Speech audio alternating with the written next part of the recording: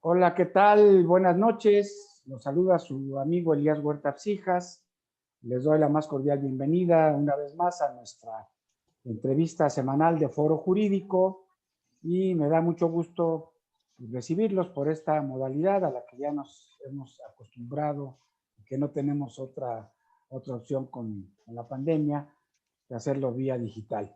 Me da mucho gusto que se sumen con nosotros, también a los que están directamente por esta vía, nuestra plataforma vía Zoom, y también a quienes gentilmente se conectan con nosotros semana a semana, como lo hacen hoy, en vivo a través de Facebook Live.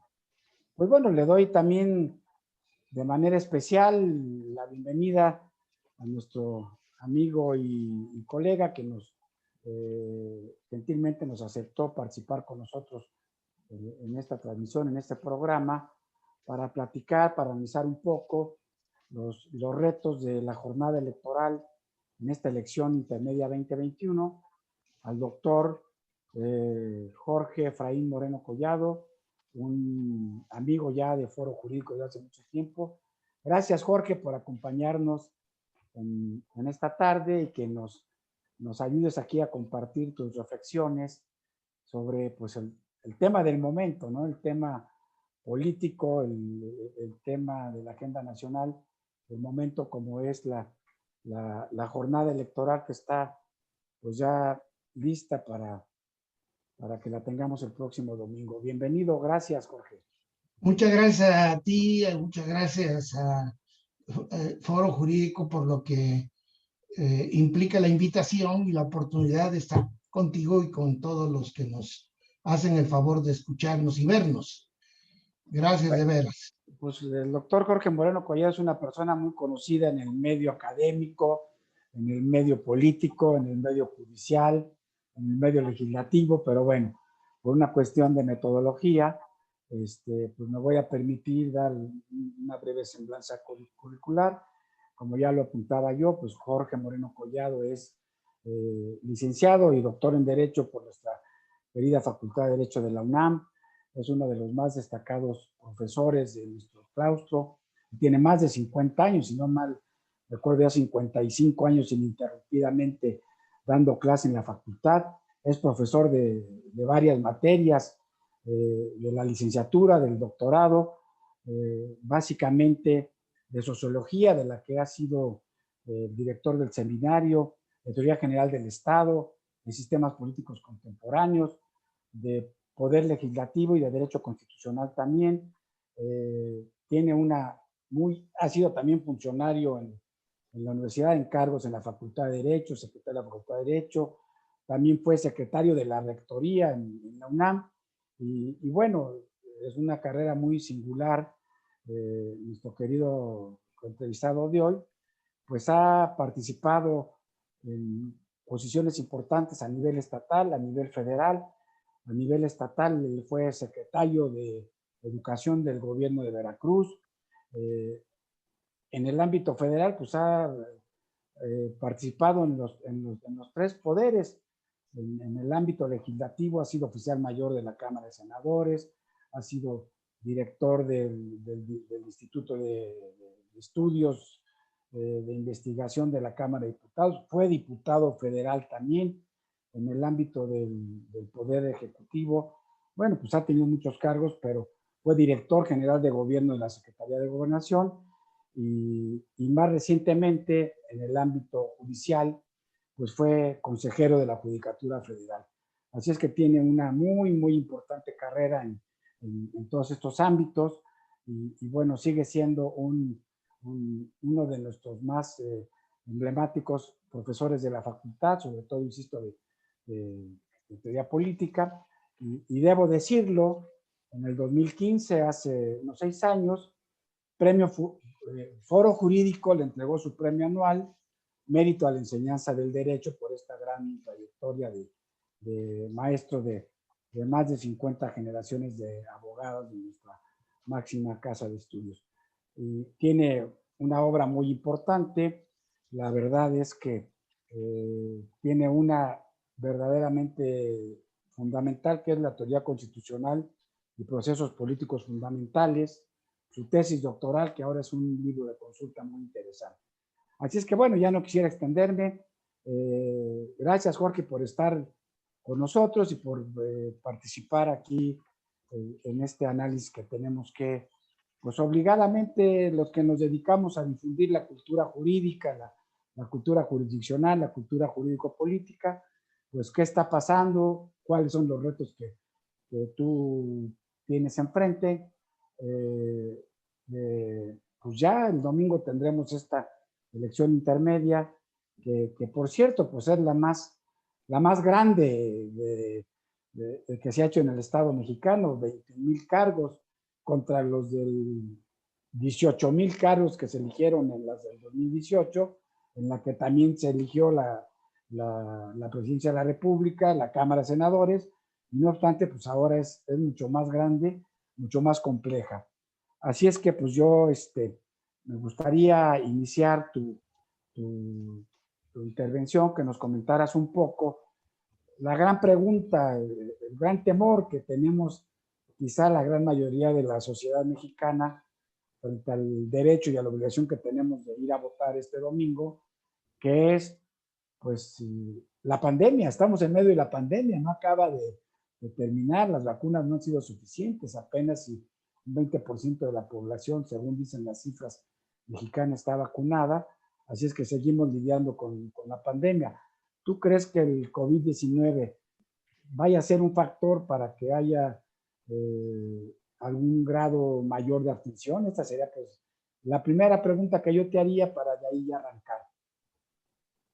Muchas gracias por la presentación. Realmente todo ese currículum no es más que el paso del tiempo y obviamente la carga de tantos años en la vida y en la vida profesional y la vida de servidor público y de jurista y de profesor universitario. Gracias Elías, gracias a los que escuchan por haber tolerado esta parte del currículum de la biografía. En realidad, tu pregunta me permite dar una salida interesante para que veamos qué efectos puede tener una pandemia como la que hemos venido padeciendo, que de manera muy importante ha puesto a la gente en alerta respecto de los problemas de salud, respecto de cuáles son las conductas profilácticas que deben de seguirse, la sana distancia, el uso de los cubrebocas, el estar, por lo tanto, atento de seguir los lineamientos que la materia de salud pública se han estado divulgando, pese a que los ejemplos de los altos funcionarios no hayan sido los mejores para lograr ese propósito. Pero quiero decir que es probable que sea uno de los factores que detenga la participación electoral de la elección del próximo domingo.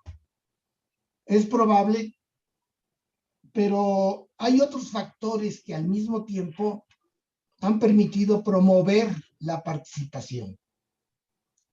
La promoción de la participación se ha generado en virtud de que se ha polarizado y que por lo tanto son dos grandes equipos y algunos otros que están en el juego los que están contendiendo, y la contienda en este sentido le da un gran interés, y sobre todo por lo que has comentado de que esta es la elección cuantitativa más importante que se ha generado en la historia de nuestro país.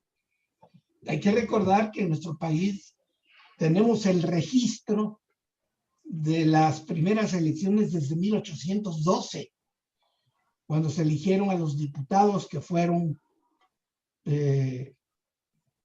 provinciales, que fueron a Cádiz para discutir la Constitución de Cádiz. Hubo elección de diputados, 6 que fueron de lo que era entonces todavía la Nueva España, a los que identificaron como mexicanos, que por cierto los sacaron de las sesiones porque estaba el proceso independentista de México. En fin, o sea, tenemos una larguísima historia de participación política, de elecciones, de suspensión de las mismas durante etapas caudillistas y etapas de carácter autocrático, autoritario, de rebeliones, revoluciones, pero en fin, ha habido una persistencia del pueblo mexicano para hacer de las elecciones un proceso de convivencia, de creación institucional, de vida, de vida pública, de vida política, y por lo tanto de superación en todos los órdenes, a pesar de todas las adversidades. Bien, o sea, me permitiría hacer un comentario. O sea, dime, que tenemos una larga tradición democrática desde que, antes de fundarnos como nación independiente, ¿no? Ya estábamos, como tú dices, participando en elecciones y en órganos legislativos, ¿no? Así es. Y tenemos que seguir hacia adelante con esta tradición. Así es. Bueno, pues entonces se trata de un proceso electoral inédito, de una enorme importancia desde el punto de vista cuantitativo, pero también desde el punto de vista cualitativo. La pandemia, por lo tanto, puede ser un factor adverso a la participación. Pero no podemos olvidar que todas las elecciones intermedias tienen como característica que la participación electoral es reducida. De 2015, para hablar de las últimas tres, 2015, 2018, 2012, 15, 18, la participación ha sido de alrededor, en promedio, del 45% del padrón electoral. Ahora tenemos un padrón electoral de 95 millones de mexicanos aproximadamente. El 50% serían 42 millones y medio o 47 millones y medio de ciudadanos que debieran de acudir más o menos en los cálculos que tenemos, y que lo harían porque el interés de participar seguramente está imbuido por todas las controversias que ha habido durante este tiempo, pero los actos inhibitorios como este que me estás comentando de la pandemia podrían ser un factor que haga que, en lugar de que se incremente de una manera considerable la participación más allá del 45% al que me estoy refiriendo, pues que la participación esté por ahí, alrededor del 50%, que son cálculos que han hecho los especialistas en esta materia. Sin embargo, 50% de 95 millones, pues no es nada despreciable, son casi 50 millones de ciudadanos que podrían acudir a las urnas en estas elecciones intermedias. Pero ¿cuáles son los factores que agregan interés a la elección pese a la adversidad de la pandemia, que sin duda alguna puede ser un factor de detención, de duda de los ciudadanos para acudir a las votaciones, no obstante la importancia que tiene que voten en esta ocasión? ¿Qué factores los pueden impulsar para que sí voten?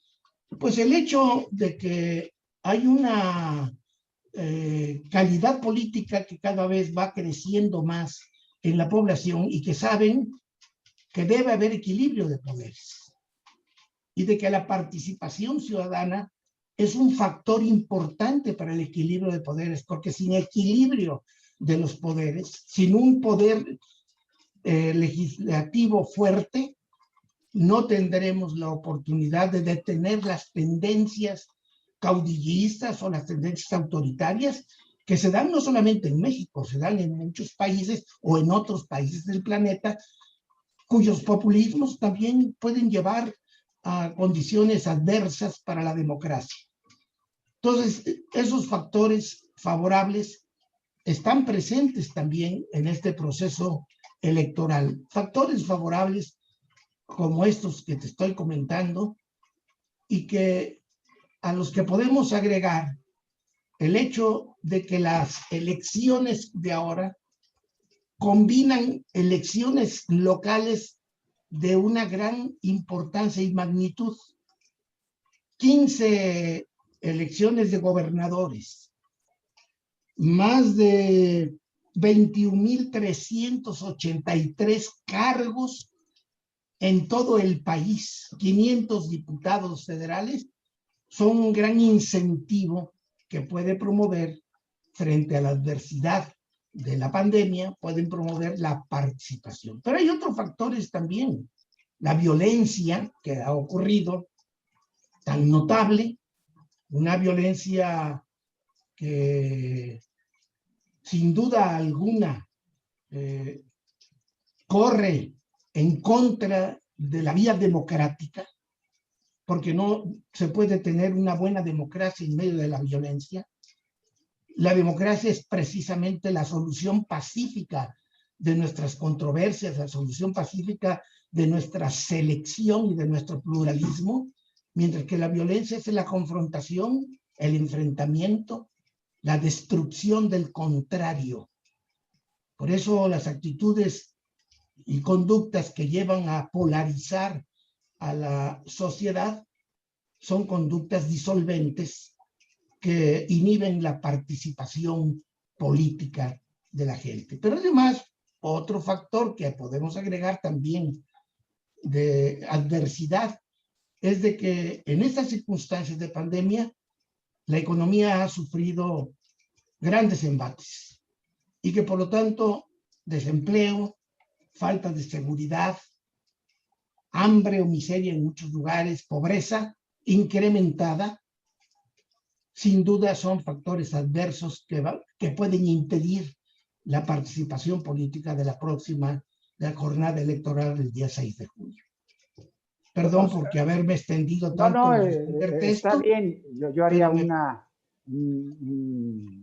reflexión ahí a propósito, que por ahí leí alguna columna el día de ayer. Bueno, es que efectivamente la gente que ha perdido su trabajo, hemos visto cómo están cerrando los restaurantes, y por más esfuerzos que se haga, pues como la crisis económica junto a la sanitaria, pues no logra superarse digamos, en términos optimistas. Hay mucha gente que no tiene trabajo, entonces pues no creo que tenga ánimo para ir a votar o que esté pensando en democracia si no tiene para llevar el alimento a su hogar, ¿verdad? Es un tema también, desde luego, que delicado. Yo te preguntaría, parecería que es parte de este ambiente de violencia, pero bueno, la violencia viene un poquito de la mano de este clima que tenemos de inseguridad, que se ha también incrementado en esta pandemia, pero yo manejaría un poco separadamente el de la presencia nociva de la delincuencia organizada, del crimen organizado, que bueno, que no solamente incrementa la violencia, sino que está imponiendo, o quitando o matando candidatos que van a ocupar cargos, sobre todo en el ámbito municipal, en el ámbito, como tú decías, de las gobernaturas, que son 15. Y bueno, también es un gran reto, un gran problema.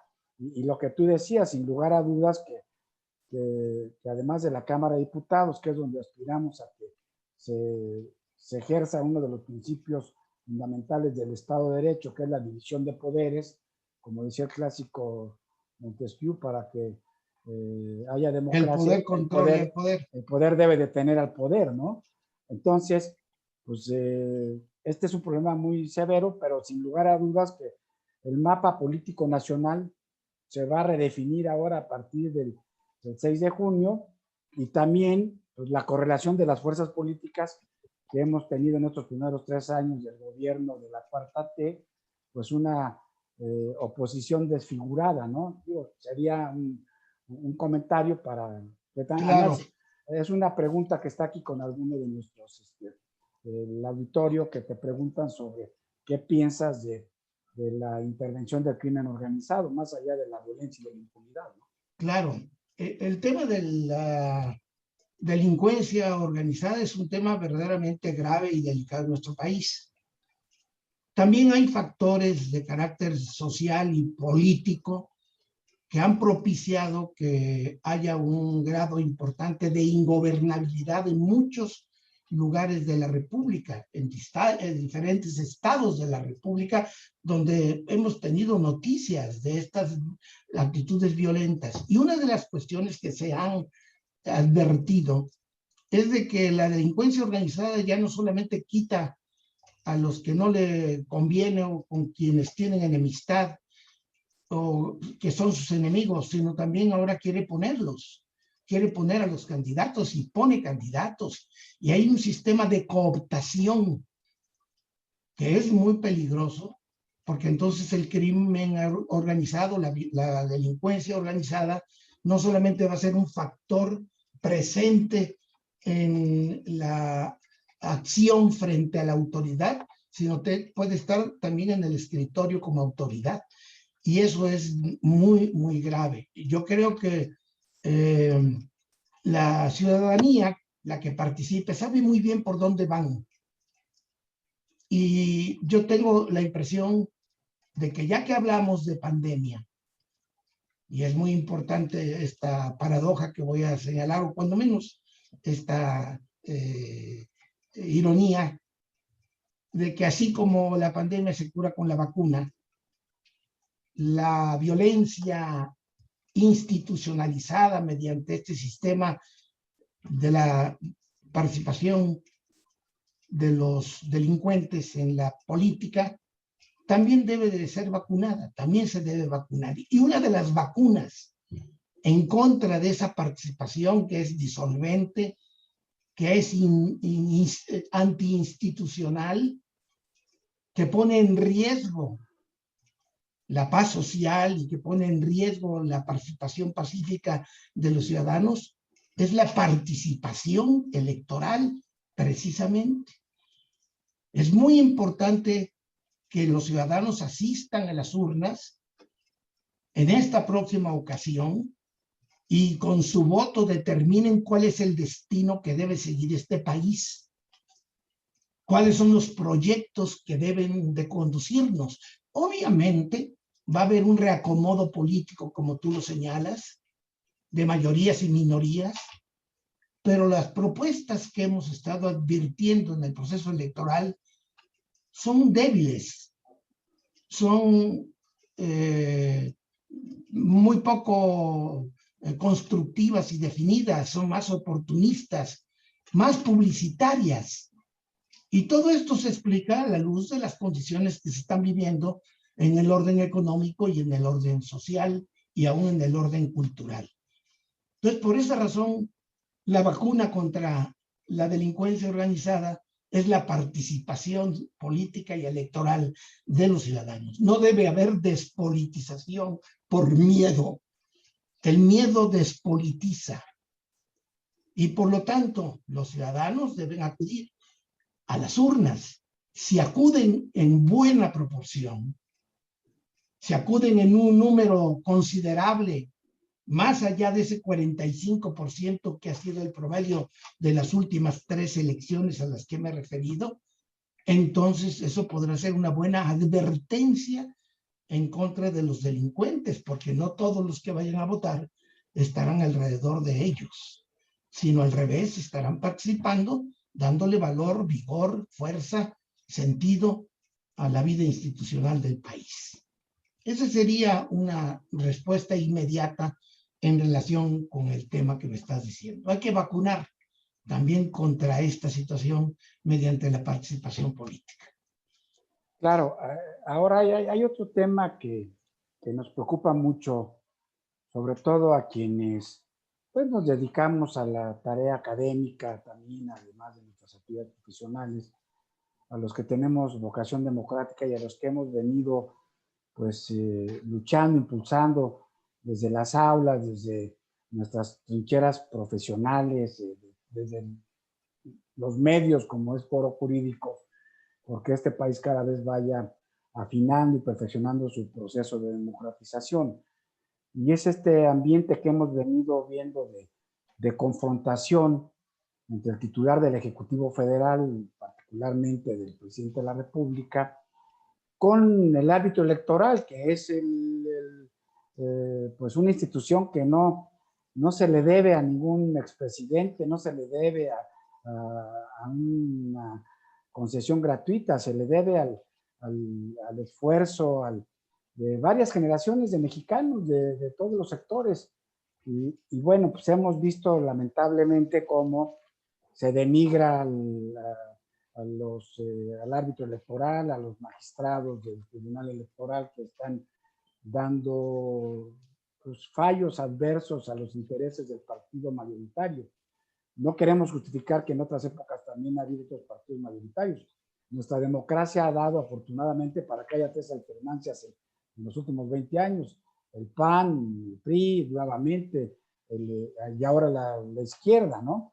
Entonces, bueno, pues, pero de repente, pues vemos una confrontación y una desobediencia a las normas que los propios representantes de la izquierda impusieron en la última reforma electoral, que tú conoces muy bien, en la que desde muchos ángulos participaste, y de repente pues no quieren acatar las reglas, y obviamente que al presidente de la República pues no se le puede sancionar por eso, porque no está previsto, pero no sé qué piensas. Yo creo que es una mala señal que opera también con un punto de vista negativo, además de todos estos factores que tú has señalado muy graves, pues que exista esta confrontación cotidiana de las autoridades electorales encargadas de llevar a cabo el proceso por la vía de la equidad, el respeto a la Constitución, a la ley, y lo que está sucediendo. ¿Cuál sería tu reflexión, tu opinión, Jorge? Es cierto, esta confrontación contra la autoridad electoral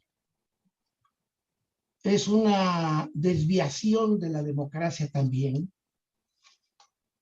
porque si la democracia tiene un sentido de justicia y equidad, el árbitro de las elecciones, el árbitro de los procesos electorales tiene que ser cuidado, tiene que estar preservado de los ataques de los que no están de acuerdo con las reglas de la democracia.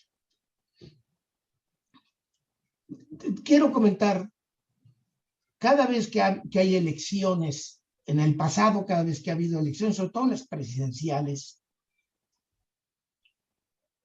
ocurre después de ellas una reforma electoral.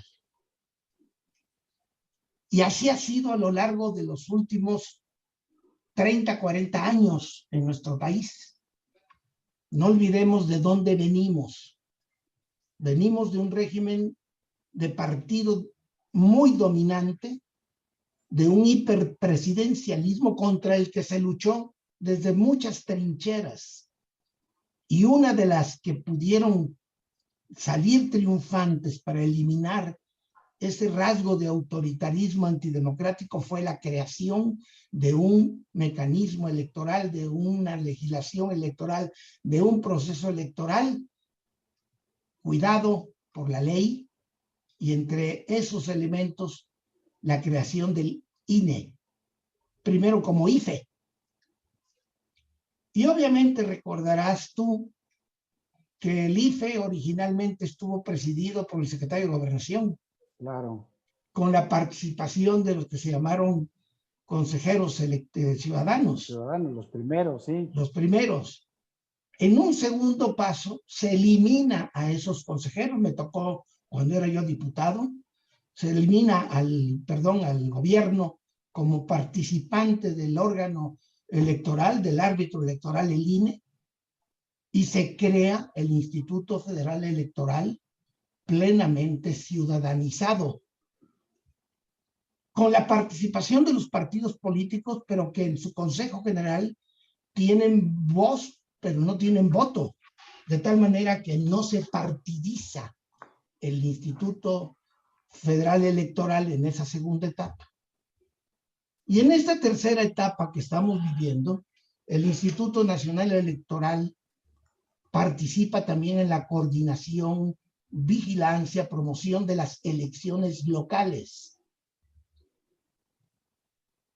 Y eso es lo que ha hecho propicio que en este momento vaya a haber elecciones, no solamente de diputados, sino de 15 gubernaturas, que vaya a haber elecciones locales de ayuntamientos en 30 estados, elecciones de diputados locales en 30 estados, todo esto al mismo tiempo en virtud de la capacidad, enorme capacidad que ha ido adquiriendo a través de la experiencia y con su gran profesionalismo el Instituto Nacional Electoral.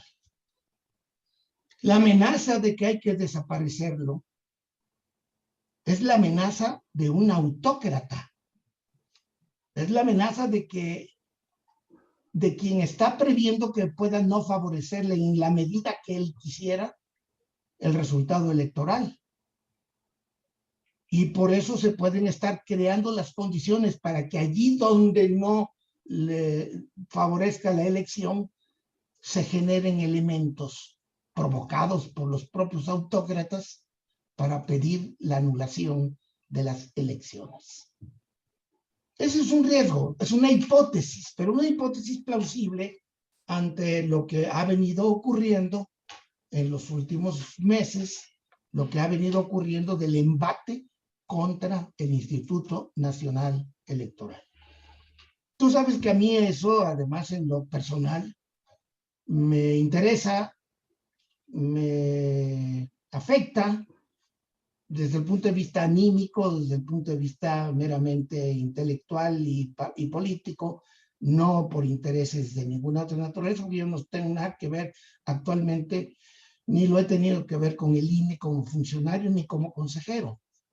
Pero yo fui miembro del comité de evaluación, ese que dice que el artículo 41 de la Constitución, que debe crearse un comité de evaluación para seleccionar a los integrantes del INE. A mí me tocó ser parte de ese comité que seleccionó al primer INE en el 2014. Por eso me preocupa mucho el embate que pueda haber contra el Instituto Nacional Electoral. Pero veamos además, fíjense ustedes lo que implica el organizar unas elecciones donde están en juego 21,383 posiciones, cargos en los estados, 500 diputados federales, todo el trabajo que presupone y la organización como de reloj que ha venido cumpliendo el Instituto Nacional Electoral, toda la documentación, todo el material electoral que se tiene que preparar. Y voy a hacer un resumen muy breve porque léanse todas las atribuciones que tiene el Instituto Nacional Electoral y vean todo lo que tiene que hacer con un presupuesto que aparentemente es muy grande, pero vean la magnitud de las tareas que tiene que realizar, porque sobre sus espaldas ha venido cargándose, afortunadamente, mucho del apoyo que debe darse a todas las elecciones locales del país, no con las reformas últimas que ya lo incorporan, sino desde que era el Instituto Federal Electoral. El padrón electoral lo realiza el IFE, la credencial electoral la realiza el INE, ahora el INE. Pero ha tenido que estar atento el INE de la próxima participación de los 95 millones de ciudadanos mexicanos que van o que pueden potencialmente y deben ir a las urnas. La integración coordinada por el INE de 161,000 mesas de casillas, que cuando menos cada una de ellas tiene 4 o 5 funcionarios. La selección y la capacitación de todos esos funcionarios para que puedan actuar, para que sean los ciudadanos que tengan la oportunidad de recibir el voto de sus vecinos. La vigilancia y seguimiento de las campañas electorales. El registro de todas las incidencias que se dan en una campaña electoral. Y luego, lo que ocurre el mismo día de la elección, en donde el INE tiene que participar y sobre todo tiene que vigilar, observar a los observadores electorales que vienen de otras latitudes del mundo. En fin, si se da este panorama en que debe participar en el escrutinio y cómputo de las elecciones, por conducto de las mesas directivas, por supuesto, de que tiene que preparar el programa de resultados electorales, el llamado PREP, la coordinación entre el INE y los OPLES estatales, es decir, los conteos rápidos y todo ese tipo de cuestiones el día de la elección, para que haya certidumbre sobre el resultado, que no tengan que esperarse mucho tiempo. ¿Qué función cumple eso? Que la gente no vaya a creer que porque tarda el resultado electoral se está haciendo una trampa, como cuando se cayó el sistema, que se le cayó a un alto funcionario del actual gobierno. En fin, si se advierte todo eso, de ninguna manera nadie tiene autoridad para decir que esta institución es inservible, que esta institución no cumple con su función, que es demasiado cara. Obviamente, ninguna democracia es barata. Ninguna democracia es barata. Todo el mundo ha reconocido que la democracia resulta electoralmente un procedimiento que necesitas a llegarle recursos de todo tipo, humanos, técnicos, físicos, económicos, etc. Todo lo que implica el darle a los partidos políticos los apoyos que requieren para sus funciones ordinarias y para los tiempos electorales. En fin, Elías, este es un simple recuento superficial que te habla de qué es lo que el IFE ha venido haciendo y por qué tenemos que respetar lo que el IFE es, lo que el IFE puede seguir siendo. Perdón, sigo diciendo IFE, INE, el INE, y a mí me tocó participar en la elección de los primeros integrantes del INE. Todo lo que ellos Déjame hacerte un comentario adicional. Sí, claro. Bueno, nosotros, vamos, yo he sido profesor de Derecho Electoral en nuestra querida Facultad de Derecho de la UNAM. Es una materia que me gusta mucho. Tengo unos libros escritos sobre la materia. Le he dado mucho seguimiento y podría sumar a lo que tú dices que el INE es hoy por hoy la institución ciudadana más prestigiada y con más confianza del pueblo de México, después del ejército, de las instituciones, en fin. Y bueno, somos testigos del prestigio internacional que ha venido teniendo antes IFE, hoy INE, que se le ha reconocido en muchos países, que lo han invitado a observar, a coorganizar elecciones en muchos países, y no es de un día, no solamente con un presidente o expresidente, con muchos que han estado ahí como ciudadanos muy bien calificados. Entonces, yo también creo que es un despropósito estar descalificando a priori al árbitro electoral, que además personalmente conozco a Lorenzo Córdoba. Y a uno de sus consejeros. Conozco a Lorenzo Córdoba, es un profesor también destacado de nuestra Facultad de Derecho, un hombre íntegro. Entonces, la verdad es que... Lo suscribo. Como él dice, pues está cumpliendo con la Constitución y con la ley, con esa última reforma que precisamente empujaron los partidos de izquierda para meter todos estos candados, todos esos que no hubiera mal manejo de funcionarios, que no hubiera, que hubiera equidad, en fin, desde la presidencia, y ahora pues no lo están respetando. Y aprovecharía esta reflexión para, ya hablaste un poco de ello, pues tal parece que sea cual sea el resultado y como venga, pues parece ser que ya tendrá que haber una nueva reforma electoral. ¿Tú crees que sea viable, que sea necesario?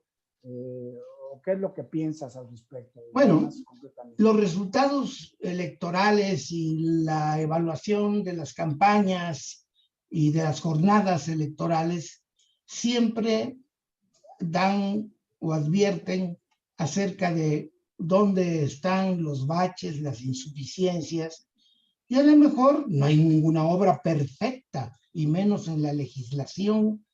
A lo mejor por la vía de la legislación se tengan que hacer algunas reformas, pero no para eliminar, no para sustituirlo, para regresar a los sistemas en que el Estado y el gobierno organizaban las elecciones. Mira quién te lo está diciendo. Yo que fui director general de gobierno y que era un brazo armado de la vieja Comisión Federal Electoral. Nosotros éramos los que participábamos en ese proceso electoral, haciendo muchas actividades para ver lo que ocurría en el país en materia electoral, haciendo que se apoyara a la Comisión Federal Electoral, etcétera. No podemos regresar a esos tiempos en que quien organizaba las elecciones era el propio gobierno. El gobierno no es el que debe encargarse, porque el gobierno siempre tiene un interés partidista, y más un gobierno como el actual, que ha dividido al país entre los buenos y los malos, entre los liberales y los conservadores. Yo no sé dónde están en uno y otro, ¿eh? Yo no sé dónde están los conservadores, no sé dónde están los liberales, después de escuchar todas estas argumentaciones. Esta situación, por lo tanto, me da la seguridad de decirte que la próxima legislatura, o esta legislatura que va a ingresar, obviamente va a tener frente a sí el reto de revisar la legislación electoral. Pero lo que debe cuidarse, y por eso es importante que participe la ciudadanía, para que haya un gran equilibrio de los poderes, y para que ningún partido ni coalición tenga por sí sola, la coalición, que ningún partido lo puede tener, pero una coalición sí, el número suficiente de diputados para reformar la Constitución. También tienen un dique en la Cámara de Senadores, porque también la Cámara de Senadores participa en una reforma constitucional, y para cambiar al INE tiene que haber una reforma constitucional. Por lo tanto, no va a ser fácil que lo destruyan, pero habrá intentos de irle restando posibilidades, y sobre todo para ver si le pueden quitar tramos de competencias y además de presupuestos, que eso lo podría trastornar mucho al Instituto Nacional Electoral. Si hay reformas para avanzar en la democracia, para asegurar que los principios que la Constitución determina que deben de cumplirse y respetarse en los procesos electorales, si se perfecciona eso, santo y bueno, bienvenida a las reformas, pero no la ominosa tendencia que se advierte de que se quiera eliminar o destruir al Instituto Nacional Electoral. Yo no estaría, por lo tanto, de acuerdo, pero de que habrá intentos para que eso ocurra, pues ya están anunciados, y por lo mismo, valor sabido no podemos ponerlo en entredicho, nada más que allí tenemos elementos para cuidar institucionalmente que no llegue a ocurrir, porque hay un equilibrio de poderes. Pero va a haber también algo que es importante, tal vez como producto de esta elección, Elías y amigos que estén escuchando. Estas elecciones no podrán tener ya carácter plebiscitario, pero hay la tentación de que se conviertan en un plebiscito a favor de un gobernante. Y es por eso explicable que se hayan formado las coaliciones, en donde están participando 3 partidos frente a otra coalición que la gobernante de otros 3 partidos. Y esto nos está llevando a la bipolarización. Hay un partido, un tercer partido que no es de los chiquitos, que es importante, pero que deberá de tomar partido dentro de esta bipolarización, que es Movimiento Ciudadano, ¿no? Movimiento Ciudadano, seguramente deberá tomar partido.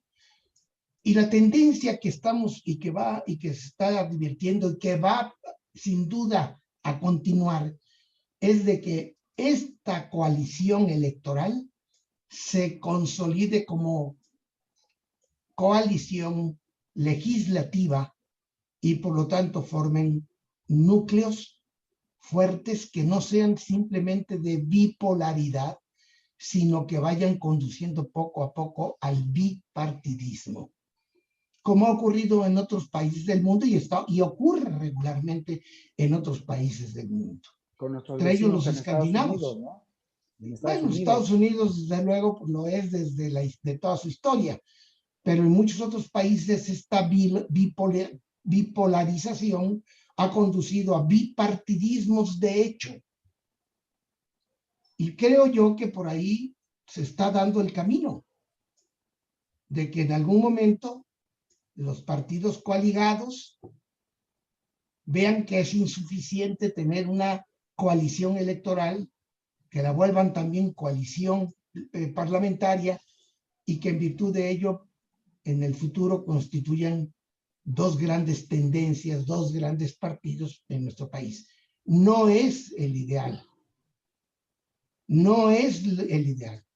La pluralidad, el multipartidismo, o cuando menos el pluripartidismo, al estilo alemán, de 2 partidos y medio, como llaman los alemanes. Los franceses le dicen a los alemanes que es un sistema de 2 partidos y medio. Puede resultar muy interesante para el proceso político de México en el futuro. Que la bipolarización nos puede llevar a un bipartidismo con un partido intermedio que también hace equilibrio. Oye, Pero Jorge, eso es muy importante. déjame hacer una interrupción aquí porque a Dime. partir de un comentario en esto de lo que ha sido la defensa del INE, del propio Tribunal Electoral, del ataque a los consejeros, al consejero presidente y a la mayoría de los consejeros del INE, y esta confrontación que se viene dando, para hacerte una pregunta, pero dejar un poquito el contexto que es muy importante, tú que eres especialista, maestro en temas de ciencia política, de teoría del Estado. Bueno, pues una de las decisiones más importantes del INE, sin duda fue esta, más allá de sancionar a 2 candidatos a gobernadores de Morena por no cumplir con lo que la ley determina, aunque hubo ahí algunas inconformidades de los de Morena que no se aplicó con el mismo rasero a todos los precandidatos, pero creo que aquí lo relevante fue el tema de haber acotado la sobrerepresentación que había en la Cámara de Diputados, de más allá del 8% que tienen actualmente el partido Morena y sus aliados, al 18%. La bajaron al 8%, el INE la redujo y el Tribunal Electoral del Poder Judicial de la Federación lo reiteró. Bueno, esto fue lo que generó un mayor problema y parece que es algo que nos va a permitir estar en la justa dimensión de lo que es la división de poderes y que pueda haber un Congreso que controle al poder, que haga un contrapeso. Entonces, yo creo que esto es muy importante y a partir de estas 2 resoluciones, tanto de la autoridad administrativa electoral como de la autoridad judicial, con fallos inatacables, yo te preguntaría si crees un gran temor que anda en el aire, que anda en los cafés, de que pudiera en algún momento pues, darse una condición de que no se reconozcan triunfos o derrotas de partidos, de candidatos, y podamos tener el riesgo de una invalidez de la elección por algún requisito formal de más del 20% de anulación, porque estoy de acuerdo que hay problemas de delincuencia organizada, pero no son tan generalizados, son 3, 4 estados, Michoacán, Oaxaca, en el norte, en fin. pero ¿tú crees que pudiera haber condiciones para que no se reconozcan los resultados de la elección? Sí, por eso ya lo habíamos comentado, en efecto, sí. La, las expresiones públicas han sido en ese sentido. Las expresiones públicas han sido en el sentido de que se están dando condiciones adversas de tal magnitud que pudieran llegar a la anulación de las elecciones, de varias elecciones, allí donde no les favorezcan a algunos partidos, y particularmente ya sabemos a qué partido o a qué tendencia nos estamos refiriendo.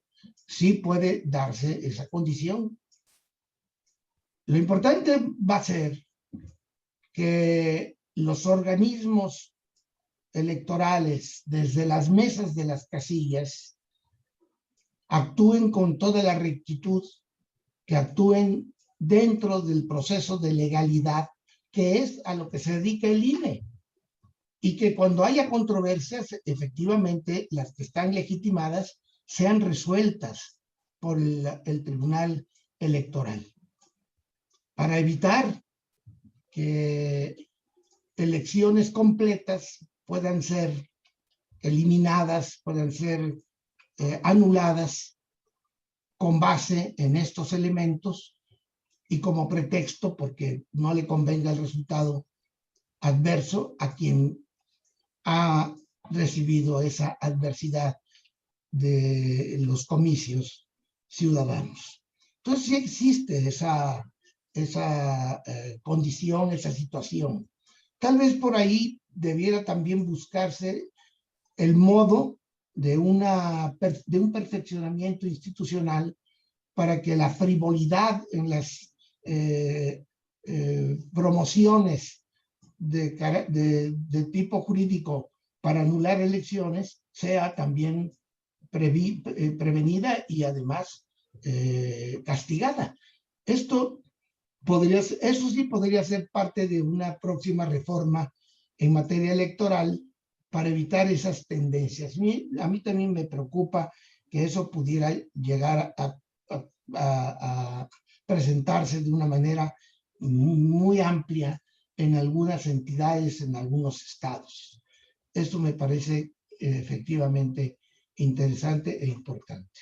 Por motivos diversos. Claro. La violencia, por motivos baladíes también puede ser. Entonces, todo esto está puesto en la mesa. Pues mira, ya estamos llegando a la recta final del programa, ha sido muy interesante, pues tú tienes mucha experiencia en estos temas y académicamente en la trinchera también has estado en todos estos lugares. Y bueno, yo vuelvo a insistir, como tú lo comentabas y como se comenta por líderes de opinión, líderes empresarios, en fin, por todo el mundo, por las autoridades electorales, yo creo que, y coincidimos aquí con el comentario que hace Aide García de Alba en Facebook Live, que la única manera de poder evitar estos problemas, pues es salir a votar de manera masiva a los ciudadanos para evitar que se hagan trampas, que quizá esto de las caídas del sistema y todo esto era porque pues, poca gente iba a votar diciendo, pues ya sabemos quién va a ganar, ¿para qué vamos a votar? Y la única posibilidad de quitarnos todos estos fantasmas es que vayamos todos a votar.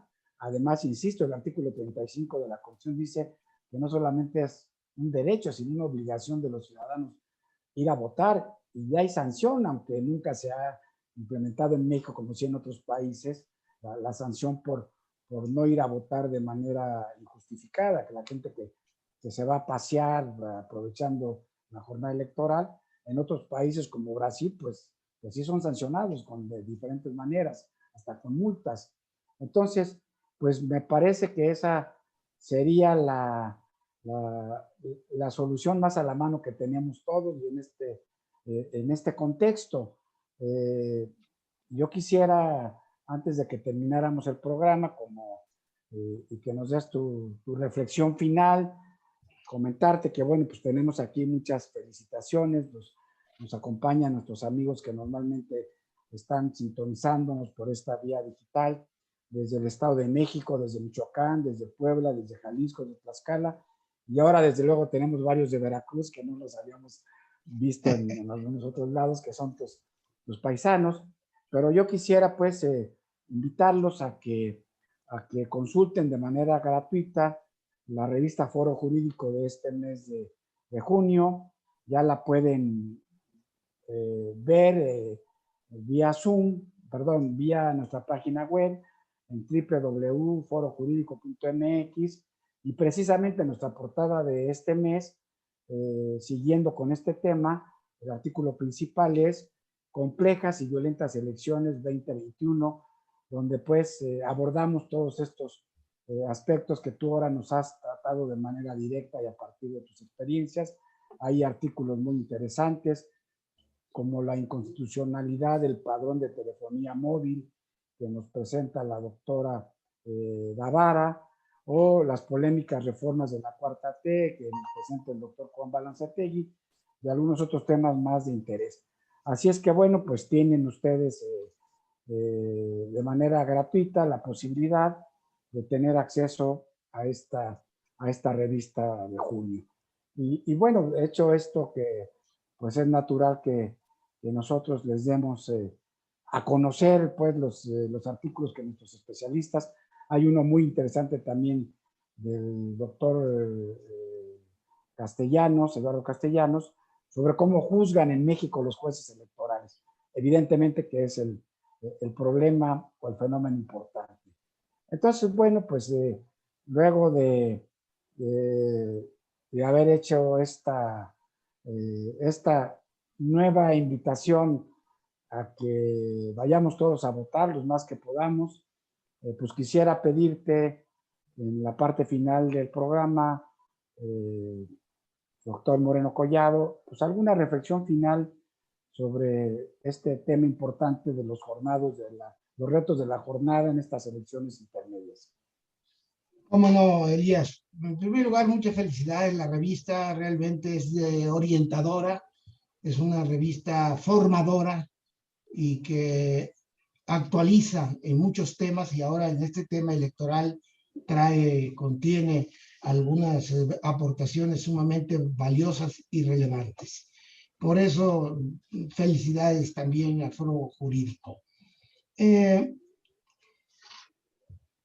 quisiera yo decir? Las elecciones son la expresión más civilizada de la política.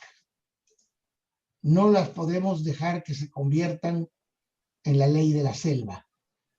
No podemos volver al estado de naturaleza por la vía electoral. No podemos dejar que las instituciones que se crean en el Estado y que funcionan en él estén sustentadas en elecciones ensuciadas, elecciones impugnadas, elecciones entrampadas o trampeadas, y por lo mismo la vacuna, repito otra vez, frente a esa pandemia de orden violento, es la participación electoral.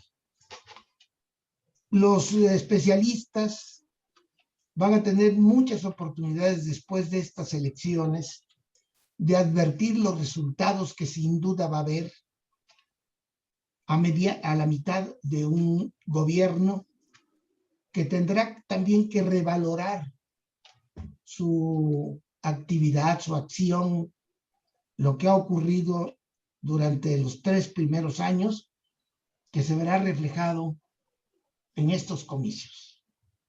Porque en efecto, frente a la idea de que iban a arrasar en las elecciones el partido del gobierno, ahora las condiciones de competencia han sido intensas y por lo tanto se han cerrado los márgenes. Y aunque no se gane por parte de las oposiciones, hay una advertencia de una participación de oposición muy grande, más grande que en la elección anterior, y por lo mismo eso quiere decir que es necesario que el actual gobierno, que el partido en el gobierno enmiende el camino que han tomado en algunos aspectos. Entonces, para mí es muy importante el que me hayas dado la oportunidad de platicar sobre este tema, sobre los asuntos más acuciantes que tenemos en este momento frente al 6 de junio, y que me permita nuevamente invitar a los ciudadanos a que ejerzan su derecho. Las elecciones son la forma racional de resolver nuestras diferencias. Por eso hay opciones para escoger, que no sea la manera de resolverlas mediante la confrontación física y violenta o mediante la enemistad dicotómica. Que lo hagamos, por lo tanto, racionalmente por la vía electoral, y por esa vía conformemos las instituciones equilibradas que requiere un país como el nuestro, que está llamado a ser un país de grandes avances en la vida política, económica, social y cultural. Ese sería mi último mensaje o participación en tu programa, dándote a ti, a todo el equipo, a Janet, las gracias por haberme permitido estar con ustedes.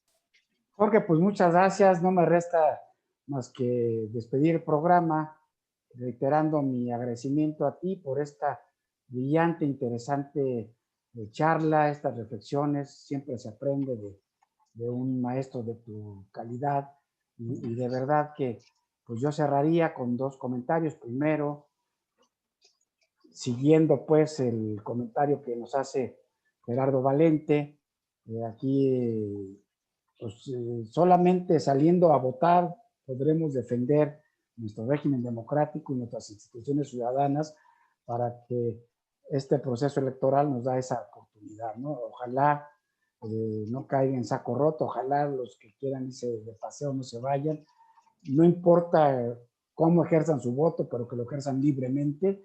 Y yo quisiera invitar a nuestros amigos que nos han seguido, que sería mi siguiente mensaje de despedida, agradecer que hayan estado conectados con nosotros, nuestras amigas, nuestros amigos, casi 100 personas de diferentes partes del país, de la Ciudad de México, también a través de Facebook Live, que estuvieron atentos, decirles que inviten, que ustedes mismos, que inviten a sus familiares a que vayan y ejerzan su derecho de voto, porque solamente así haremos efectivo nuestro compromiso por México. Salir a votar es hacer un compromiso por un México mejor.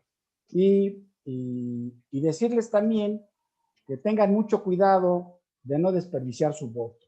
Este es como tú bien lo decías, es una compleja, lo decíamos en Foro Jurídico, elección, una compleja jornada electoral en la que hay coaliciones, hay muchos sellos, muchos partidos juntos. Entonces hay que, cuando crucemos la boleta, hay que votar por un solo candidato o por un solo partido, no anulemos nuestro voto. Y también, pues, siguiendo la recomendación del INE, pedirles que vayan a votar con sus cubrebocas, que de preferencia lleven una careta también, que lleven su plumón o su pluma para que no haya riesgo de contaminación, para que crucen sus favoritos electorales, sus candidatos, sus partidos, y que respeten las reglas de sana distancia. Pues con esto les agradezco nuevamente a todos su participación. Les adelanto que el próximo jueves 10, después de la jornada electoral, tendremos un programa de análisis de los resultados con un especialista también, seguramente algunos de nuestros distinguidos maestros de la Facultad de Derecho de la UNAM, para que analicemos cómo se dio esta jornada, ver cuáles fueron los retos que se cumplieron, cuáles fueron las cuestiones difíciles, y aunque apenas tendremos una pincelada de los primeros resultados, pues analizaremos la jornada electoral. Así es que muchas gracias, se despide de ustedes su amigo Elías Huerta. Gracias, Jorge, gracias a todos, buenas noches y nos vemos el próximo jueves a partir de las 7 de la noche. Salgan todos a votar. Buenas noches. Buenas noches, gracias.